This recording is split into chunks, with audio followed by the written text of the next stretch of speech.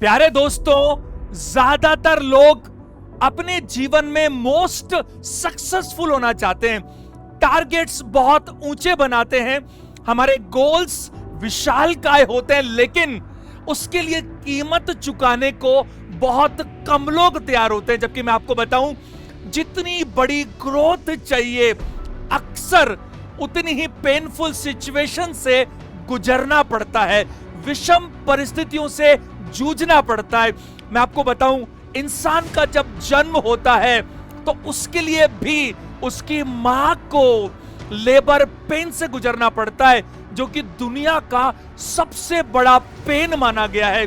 सोना जब आग में तपता है तो कुंदन बन जाता है। और देखिए, एक छोटा बच्चा जो पेंसिल का इस्तेमाल करता है, वहां से उसकी पढ़ाई शुरू होती है। पेंसिल के अंदर की लीड अपना बेस्ट प्रभाव दिखाना चाहती है, उसके लिए उसे भी शार्पनर के अंदर से गुजरना पड़ता है।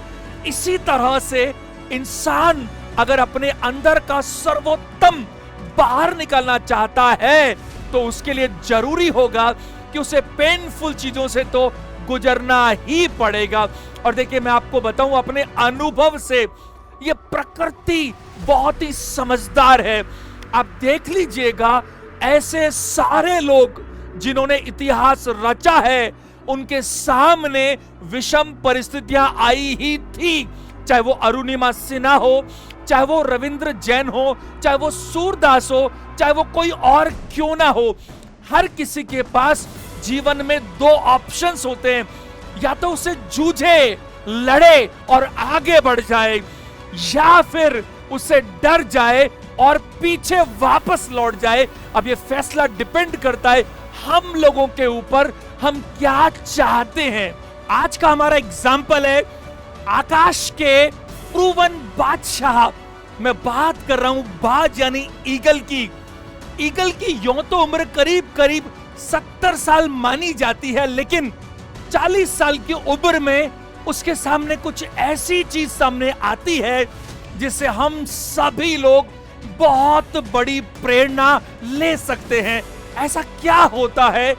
पहली चीज, बाज की जो चोंच होती है वो बहुत ज्यादा सॉफ्ट हो जाती है, आगे की तरफ मुड़ जाती है, बेंड हो जाती है।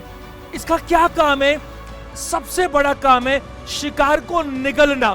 दूसरी चीज, जो बाज के पंजे हैं वो बहुत ही लंबे और लचीले हो जाते हैं, और आपको मालूम है बाज बहुत दूर से अपने शिकार को देख लेता है, पहचान बना लेता है, और इन्हीं पंजों की मदद से वो झपट्टा मारकर तुरंत उसे उड़ा ले जाता है। तीसरी चीज, बाज के जो पंख हैं वो इतने भारी हो जाते हैं, छाती से चिपक जाते हैं कि अब ये बादलों से ऊंची उड़ान भरने में इसे तकलीफ होती है। अब इसके पास में दो चॉइस है। पहली चॉइस, सरेंडर कर दे, कैसे तैसे जैसे अपने जीवन को निकाल दे। दूसरी चॉइस, और मैं आपको बताऊं, बाज हमेशा दूसरी चॉइस ही चुनता है। उसके पास अच्छी चोंच नहीं है, उसके पास अच्छे पंजे नहीं है, उसके पास बहुत अच्छे पंख नहीं है। सबसे पहला काम वो क्या करता है?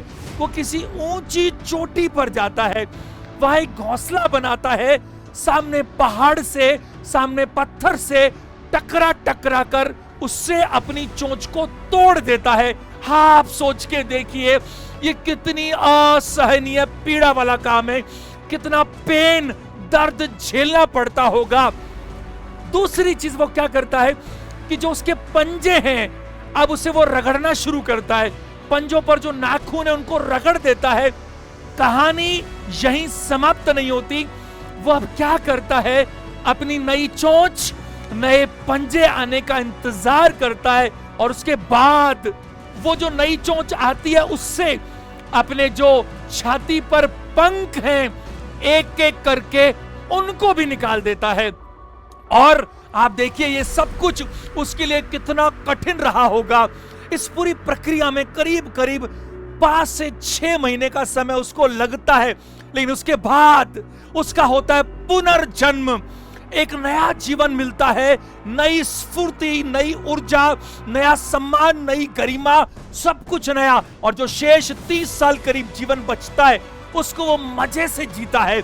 इसी तरह से हर इंसान के जीवन में अक्सर कुछ ऐसी सिचुएशंस आती हैं जिनमें या तो हम सरेंडर हो जाएं, अपने आप को त्याग दें, कैसे तैसे जैसे अपने बाकी जीवन को चलाएं, या फिर हम उसको फेस करें और किसी भी तरह से उस पेन को सहन करने की कोशिश करें। और मैंने आपको जैसा बताया, अगर आपको बहुत बड़ा पेन मिल रहा है तो मुझे ऐसा लगता है पर्सनली कि आपके सामने बहुत बड़ी अपॉर्चुनिटी भी है। अब ये डिपेंड आप पर करता है कि आप उसको कैसे लेते हैं। एक तरफ पेन है और दूसरी तरफ ऐश है। ज्यादातर लोग क्या करते हैं, पेन को अवॉइड करने की कोशिश करते हैं, जबकि मेरा ये मानना है कि पेन भी हमारे लिए बहुत ज्यादा फायदेमंद होता है। देखिए, जब एक पत्थर की मूर्ति की बात करें तो छेनी से, हथौड़े से जब वार किए जाते हैं तो शॉर्ट टर्म में भले ही पेन होता हो, लॉन्ग टर्म में उसकी जो प्रतिमा बनती है वो भगवान तुल्य हो जाती है। बड़े से बड़े लोग उसके सामने आकर हाथ जोड़ते हैं। अगर हम बात करें एक्सरसाइज, शॉर्ट टर्म में ये फिजिकल पेन दे सकती है, लेकिन लॉन्ग टर्म में हमारे हेल्थ के रूप में जो गेन मिलता है उसकी कोई कल्पना नहीं कर सकता। स्टडीज करना शॉर्ट टर्म में ये आपको मेंटली पेन दे सकता है, लेकिन लॉन्ग टर्म में चाहे फाइनेंशियली ले लें, चाहे आप सेटिस्फेक्शन के पॉइंट ऑफ व्यू से ले लें, आपको जबरदस्त गेन मिलता ही है। मैं कहना चाहूंगा यहां पर कुछ नेगेटिव चीजें भी बोलनी चाहिए। जैसे हम बात करें स्मोकिंग और तंबाकू और जितनी भी नकारात्मक चीजें हैं, ये उल्टा करती हैं। शॉर्ट टर्म में हमें फायदा पहुंचा सकती हैं, यानी अच्छा फील करवाना, लेकिन लॉन्ग टर्म में ये हमारी आहुति ले लेती हैं, हमारा बहुत बड़ा नुकसान करती हैं, हेल्थ का भी और बाकी सब चीजें। आप मेरी समझ पा रहे? देखिए, जीवन अनमोल है, आपको इस पेन से जीतना ही होगा, हर हालत में बाउंस बैक करना, इस जीवन को मोस्ट ब्यूटीफुल बनाना, ये हम सब लोगों की जिम्मेदारी है। अगर आपके जीवन में बहुत बड़े इम्तिहान चल रहे हैं, आपको बहुत पीड़ा मिल रही है, तो ऐसा मुझे लगता है पर्सनली ये प्रकृति आपकी परीक्षा ले रही है, आपकी झोली में बहुत कुछ देना चाहती है। बस वो ये चाहती है कि आप किसी भी हालत में यू टर्न ना लें। एक मेरी आपसे रिक्वेस्ट है, प्लीज हर पेरेंट्स से मैं ये हाथ जोड़कर विनती करता हूं कि बच्चों को इतनी ज्यादा सुविधाएं मत दीजिए कि उनको कोई परेशानी दिखे ही नहीं, उनको पता ही ना हो। उनको कभी तो पता होना चाहिए कि सरकारी बस में यात्रा कैसी होती है, पैदल चलने का मजा उनको होना चाहिए। थोड़ी सी पेनफुल चीजें होंगी तो वो इतने सशक्त बनेंगे कि जीवन में फिर कोई तकलीफ आई तो फिर वो उसको आसानी से झेल पाएंगे। हमने क्या कर दिया आजकल, बच्चों को इतनी ज्यादा सुविधाएं दी हैं कि बहुत सारे बच्चे बिना एसी के सो नहीं पाते। उनको जिस तरह का खाना चाहिए अगर वो ना मिले तो उन्हें भूखे रहना मंजूर है।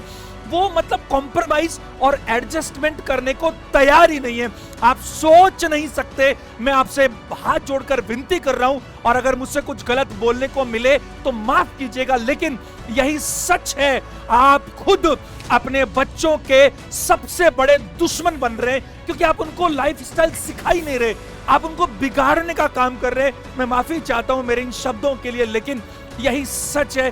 प्लीज आप थोड़ा कोशिश कीजिए, जैसा मैंने आपको कहा, नो पेन नो गेन। तो आप अगर कुछ भी पेन नहीं देंगे तो फिर मजा नहीं आएगा जीवन में। और मैं आपको सच बता रहा हूं, ये मजा आना बहुत जरूरी है।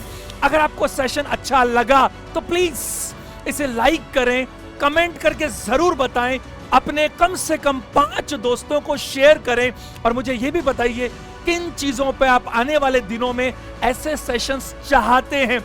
हर संडे सुबह 10 बजे आपको ये सेशन मिलता है, और मैं कोशिश करूंगा आगे से आगे हर चीज अपन कवर करने की कोशिश करेंगे। आज का सेशन देखने के लिए थैंक यू वेरी मच।